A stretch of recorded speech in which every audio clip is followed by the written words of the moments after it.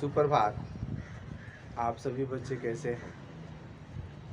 कल मैं आपको पाठ 2 का मौखिक रूप से समझाए थे, भारत का पुरातन विद्यापीठ नालंदा।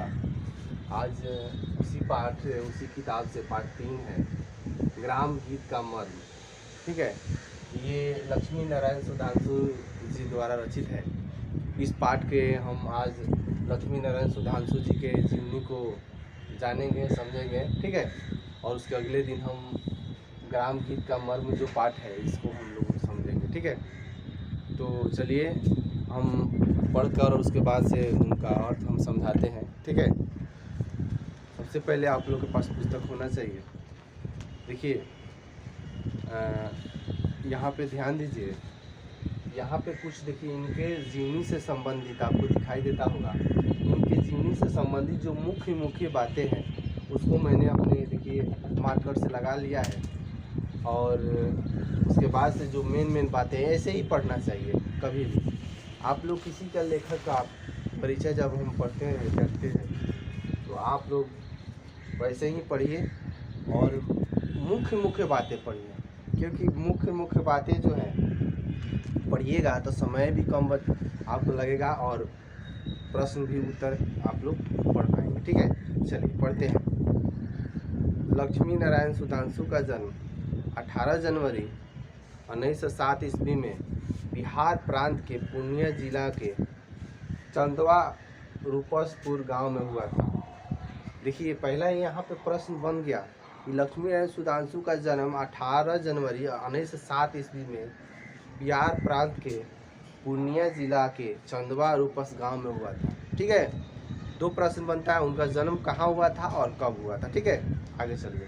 उनकी प्रारंभिक शिक्षा गांव और शहर दोनों में हुई थी। यहाँ पे एक और प्रश्न बनता है कि लक्ष्मी नारायण सुधांशु का शिक्षा कहाँ हुआ था। ऑप्शन दे देगा, गाँव में, हम बताए भी हैं, शहर में कि गाँव और शहर दोनों में, तो यहाँ दोनों होता है। ठीक है, आगे चलिए। उन्होंने काशी हिंदू विश्वविद्यालय से हिंदी भाषा और साहित्य में एमए किया था। काशी विश्वविद्यालय से क्या किया था, वो हिंदी से एमए किया था। ठीक है, वे छात्र जीवन से ही राजनीतिक में गहरी रुचि लेने लगे। हरीश्वर नेहरू जब पढ़ ही रहे थे तभी वो राजनीतिक के क्षेत्र में कूद पड़े और उनकी रुचि थी। बहुत सारे व्यक्ति हैं, आप लोग भी के मन में होगा कि हम बड़े होंगे तो क्या पढ़ेंगे। अभी आप लोग पढ़ रहे हैं 9th में, लेकिन आपके मन में है कि हम बड़ा होंगे तो डॉक्टर बनेंगे, बड़ा होंगे तो टीचर बनेंगे, बड़ा होंगे तो हम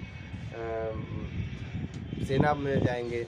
बहुत सारे ऐसे पद है जो आपको मन में गूंजता है, देखती हैं तो कहता है कि हम कहते होंगे अंदर कि हम क्या बनेंगे। वैसे ही इनका भी जब पढ़ ही रहे थे उसी समय राजनीति में अपना कदम बढ़ा दिए।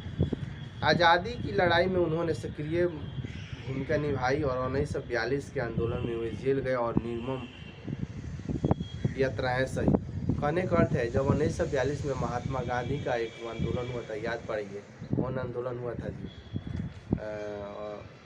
कोई आंदोलन हुआ था महात्मा गांधी का, कौन आंदोलन है दिमाग में, तो उन्होंने उस आंदोलन में ये जेल गए थे। ठीक है ना, चलिए, महात्मा गांधी का ये आंदोलन था, ये चंपारण जिला से हुआ था। चलिए आगे हम पढ़ते हैं। लक्ष्मी नारायण सुधांशु का साहित्यिक जीवन एक कथाकार के रूप में छात्रावास से ही आरंभ हो गया था।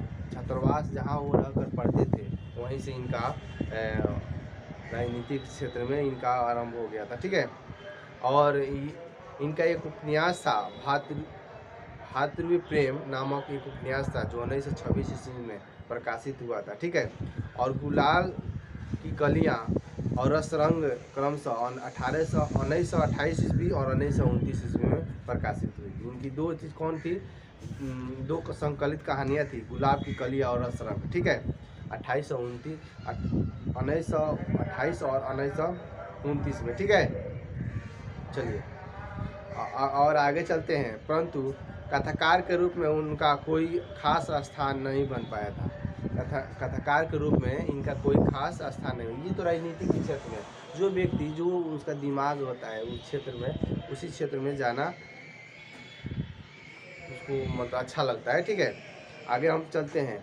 इसमें दिया है कि लक्ष्मीनारायण सुधांशु जो थे वह विशिष्ट साहित्यकारों तथा राजनेताओं से संबंध, उनके संस्मरणों का संग्रह, व्यक्तित्व की झांकियाँ 1971 ईस्वी में प्रकाशित हुई थी। ठीक है, और ये आगे इस पाठ के बारे में दिया गया है कि इस पाठ में कैसे ग्राम के जीवन में, ग्रामीण क्षेत्र में कैसे गीत मंगल होता है और कैसे उसकी जीवनी होती है, उसके बारे में दिया गया है। ठीक है, तो आप लोग इस ऊपर से नीचे तक इसको आप लोग पढ़ लीजिएगा 2 बार 3 बार। इससे कुछ ज़्यादा कुछ खास नहीं है। ठीक है, इससे 2-4 ही प्रश्न बनता है इनके जीवनी से। मेन जो है ग्राम गीत का मर्म, इसको हम जब समझाएंगे मौखिक रूप से तब आपको समझ में आएगा। ठीक है, तो आप लोग ऐसे लाइनिंग कर लीजिएगा या कॉपी में नोट कर लीजिएगा जो इनसे प्रश्न बनता है। ठीक है, चलिए आज के लिए बस इतना ही।